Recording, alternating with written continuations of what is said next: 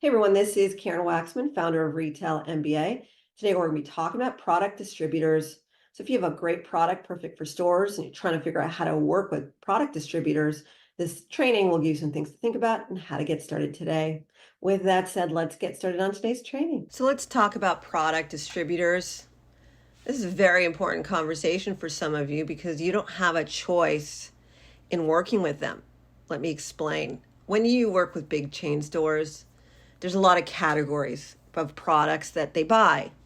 Some products lean toward distributors and working with them, and others do not.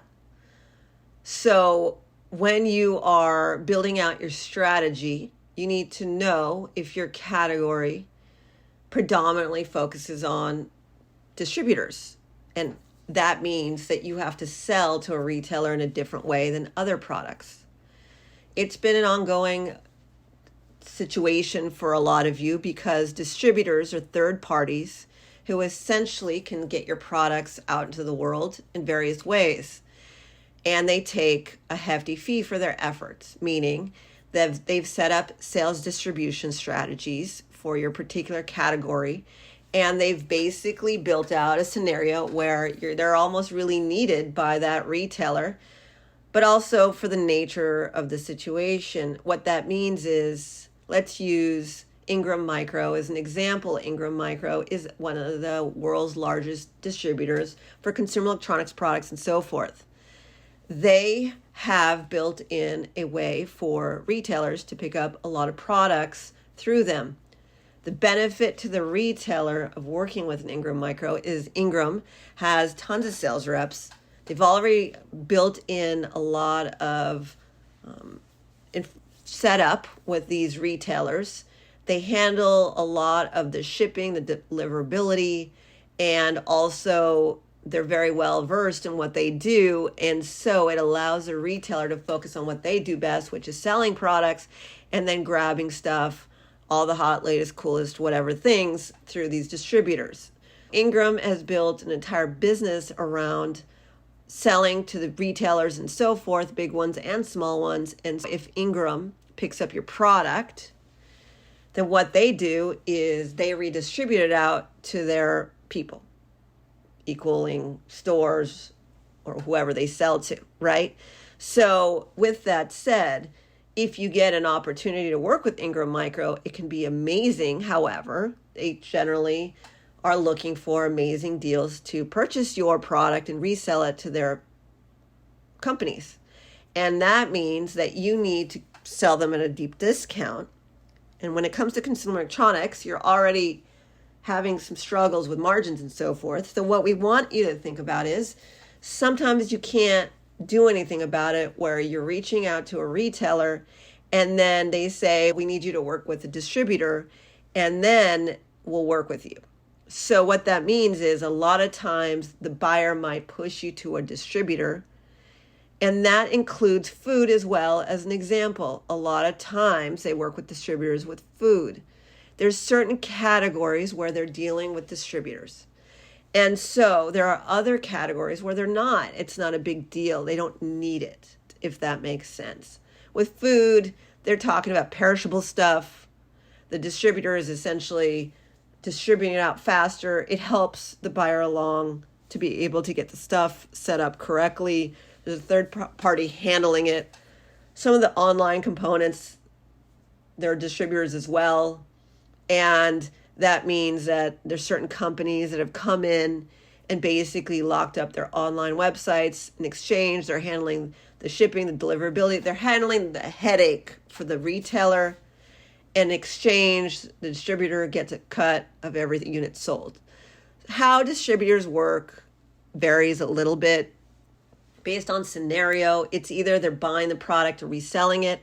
And I've seen situations where the distributors are actually just taking a huge cut off the top of your product price. And then you're just working with them and they're getting it out to the retailer. And ultimately, you just took a big chunk of your revenue.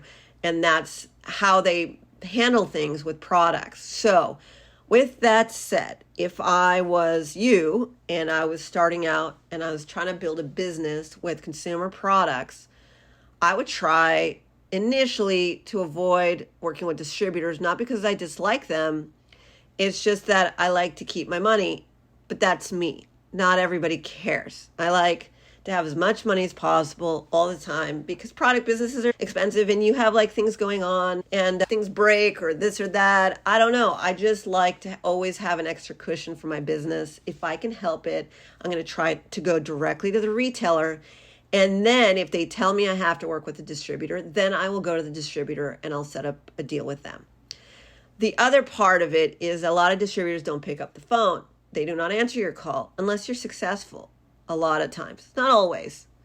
This is a very generalized conversation because there's different product categories and I could say a lot about each one. But let's just say a lot of the bigger guys don't call you back unless you've already been doing all these amazing things. And then they just like low-hanging fruit of money because you did all the work and then they'll pick you up. It's like convenience stores. When you work with convenience stores, a lot of them, there's so many stores. So you have to get somebody to drive and go open up different accounts. That's why distributors can be very useful in that scenario where they're driving around, they're opening up accounts for you, and the distributor already has people doing that all day long. So you don't have to constantly open up the accounts and also replenish whatever products are being sold in that store because there's a lot of movement with these smaller stores, but they don't buy as much. So there's just a lot of human interaction where distributors are very useful in that way. But a lot of times, and I know this personally through years of doing this, where people are trying to get a distributor to help them with the convenience store products, and honestly, they won't look at you until you opened up a bunch of accounts, showed proof, and then they'll pick up the phone, and then maybe they will sell it out to the world, which is very unfair for some of you who've never sold anything to these stores before. And that's where a lot of businesses go under in the retail space because it's okay. So you want me to make a bunch of money first, and then you'll pick up my product. And that's why I teach what I teach, because at some point, if you just open up a few accounts and all the best distributors and all the best reps will start calling you, which is very rude, right? Because you just want to make money, and why they don't pick up your product versus someone who they've been working with a while is honestly because they're running a business and they know that it takes time to open up a business in a consumer product scenario. A lot of times it takes time to get the retailer to say yes. The first sale is always the hardest, the second sale and so forth. After that, it's a lot easier. And then the distributors are happy to help. So we live in a very confusing time where distributors are everywhere and everyone thinks you have to work with distributors. I'm here to tell you, I get lots of products in the stores without working with distributors. And honestly, I don't mind working with them, but I want the good ones. And I want the ones who have a lot of reps, because if I'm going to work with a distributor, what I'm going to do is I'm going to make sure that they are my extended sales force. If I'm giving you that kind of money in exchange for my product and all the things that are involved in that, I need to make sure that you're selling it correctly. There's a lot of work involved with working with the distributor. On top of the fact that you're representing me, I'm going to make sure that not only I do a good job with marketing collateral and make sure that you're like set up properly, but also once we start working together and you do good work for me and you get me into a store, I'm going to find out how many stores you sell into already, and I'm going to try and squeeze that distributor to help scale my business in a lot of ways, meaning I'm going to find out which retailers they work with and try and see if the distributor can expand further. And then I'm going to use them back. That's what I essentially do with distributors. You're going to use me with my product and I'm going to do all the work, and then I'm going to get you in and all the things, and then you get billed out. But then in exchange, you know what? I want to take some money back too, and I'm going to scale it up and try and get you to do all my sales for me if I can. Now, you can't always win, and sometimes you have to do it anyways. So it's a dance. Retail is a dance. It's either you're going to go in frustrated that you're dealing with a distributor, or you're going to be excited about the possibility they have a lot of people and feet on the street, or you're going to be annoyed that the distributor's not calling you back. But then you know that you got to figure out how to communicate with these retailers for a little while, build it up, then go back to the right distributors. Then know there's a big hit. How bad do you want it? How far do you want to go? And also, you don't always have to go with a distributor. Even a lot of food products I know can get into stores without a distributor. It depends on what it is and so forth. it varies based on product type and category. So the bottom line is a lot to think about. Don't take it personally if the distributor's not calling you back. If you want to learn how to get some sales so that distributors pick you up, you are a business owner and you're going to have to help yourself a little bit at the beginning, which is very annoying when you're not a salesperson. And that's why I created my core Retail MBA system, to get you off the ground so then you can play with the big dogs and make a lot more money and scale up and have other people do things for you. It's just how this business works. It's not for you to be a rep all your life. You're welcome to do it, but that's the other possibility. And there's so many ways to get a distributor to answer the phone. We teach all that stuff in our systems. This is Karen Waksman, Retail MBA. At least you got a feel for how distributors work. A lot of times they're buying your stuff, putting it in the warehouse, shipping it out to retailers, and they're buying it at a deep discount, or they work another type of deal with you where they're just extending it out to the retailers at a deep discount. Either way, you're losing some money, but they buy more and they have more feet on the street, and maybe you like that. And some people just don't want to do this work at all, and you're willing to do that.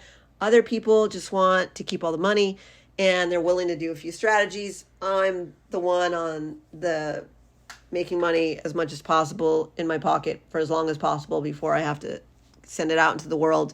Up to you how you want to do it. There's no wrong way. There's pros and cons to everything. Karen Waksman, Retail MBA. I hope this helped you figure out distributors. Thanks so much.